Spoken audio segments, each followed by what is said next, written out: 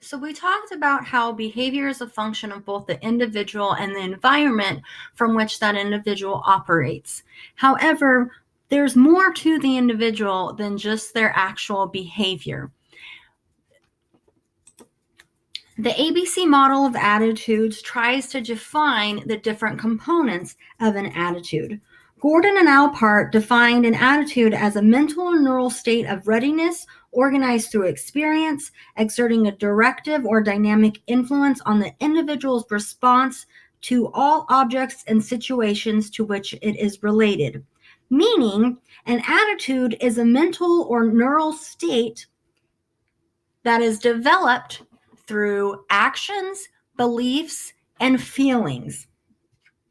Typically, when we refer to a person's attitudes, we are attempting to explain his or her behavior. Attitudes are a complex combination of an individual's personality, beliefs, values, behaviors, and motivations. So an attitude takes it one step beyond just a behavior. We're actually trying to understand why the behavior is happening.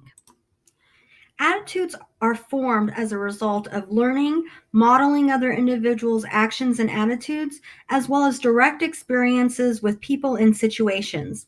Our attitudes influence or guide our behaviors and thus impact what we selectively remember and what we selectively choose to not remember.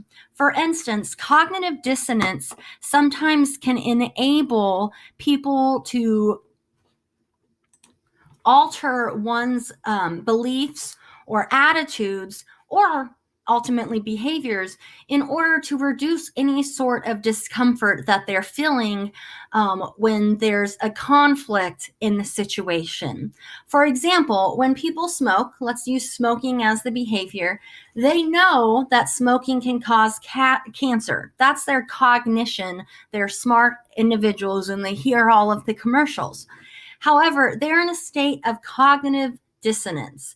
Festinger developed cognitive dissonance, or claimed it for a lack of a better sense, when he was really investigating how people who have committed to giving up their homes and jobs for a cult. It was really interesting to see how cults could actually influence individuals to give up their entire life just by believing the earth was going to be destroyed.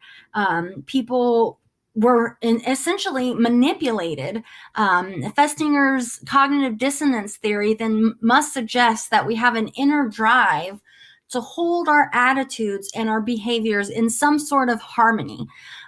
Because if we get into a state of disharmony or when things don't fit right, we enable dissonance and we start putting our rational thoughts aside to fix those inconsistencies between attitudes and behaviors. We do something in order to eliminate the uncomfortable dissonance feelings. How do we do that? Well, you could actually change one or more of your attitudes, behaviors, or beliefs to actually make it become more consistent. So let's talk about smoking. Individuals could actually change their thoughts and quit their attitudes about smoking and think that it's bad, and they could actually change their behavior and they could quit smoking. And this way, every time they have that cognitive understanding that smoking causes cancer, it wouldn't cause a dissonance or a feeling of discomfort. What they could also do is acquire new information that outweighs the dissonant beliefs. This happens a lot, especially by lobbyists in the healthcare industry. Again, consider smoking. We might have individuals who can say, research is not necessarily proven that smoking causes lung cancer. There's tons of things that can cause lung cancer. It's not just smoking. It could be a ton of other things. So acquiring this new information makes the cognitive dissonance decrease, because now that understanding that smoking causes cancer is not as strong. Or again, you can just reduce the importance. What does that mean? So smoking causes cancer mean you're going to die if you continue to smoke. Well, what you can do is change the importance of that cognition, your belief or your attitudes, and you can say, I'm living for today. I don't care about where I'm going to be when I'm 80. That's tomorrow's problem. Every time you take a nice puff or drag of your cigarette, it's more comforting to you because you no longer have to deal with the dissonance that what you're actually choosing to do right now, your behavior, may be causing harmful effects on you in the future. Now, all of this cognitive dissonance is happening unconsciously. Another concept in the psychological literature, locus of control, that really is used to understand how people can find acceptance in their behaviors or their attributions of their success or failures, is having an internal versus an external locus of control. An internal locus of control is really attributing your own outcomes to the choices that you've made internally. The outcomes of your life are a result of what you have chosen and what you have decided to do and the actions you have taken over the course of your life. On the other end of the spectrum is an external locus of control, meaning there is a sense of greater things in the world, and we do not have control of our lives. In fact, our outcomes are a result of luck, fate, just randomness. Some people like to, again, unconsciously move along this spectrum depending on if there is dissonance in their attitudes, beliefs, and their attitudes or feelings, beliefs, and their actions, because they want to, nobody wants to be the cause of their poor decisions and their poor outcomes. That again creates discomfort or dissonance. So we fall into this sense of a continuum of internal versus external locus of control to really help classify or make to be accepting of what our outcomes are. Because again, we don't want to attribute our own faults to things that we have done.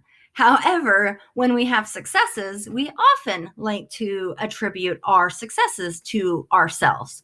So it's quite interesting. Some people think that it's a trait and you're either one or the other. Again, more modern people think that for different things, you're falling along a continuum. And there's things interacting that will determine where you fall based on the situation or the catalyst of dissonance. So think about kind of where you are in yourself when bad things and good things happen to you. Think about when you get that bad grade. Is it because you didn't study hard enough? Is it because you should have been reading the text a second time for clarification? Or is it because it's an online class and your teacher didn't do enough and provide you enough input and feedback and no one told you to do that? And why bother? Because, it's beyond your control. It's just random how I grade. Consider those things when you're facing contemplation of your outcomes. Why do we do this? I mentioned that there's a lot of unconscious things that are happening, and cognitive biases are again, typically unconscious systematic patterns that cause us to deviate from rationalities in our judgment.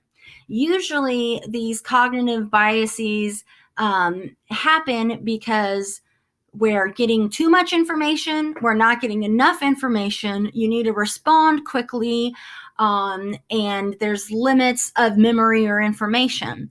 So it's usually happening when individuals are pushed and they're stressed and they're can't take time to make a good decision. We fall into these unconscious biases, or we let our system one, kind of our natural drive, take over rather than being cognitive and taking time to weigh the pros and cons objectively against specific decision-making criteria. So different cognitive biases, and this is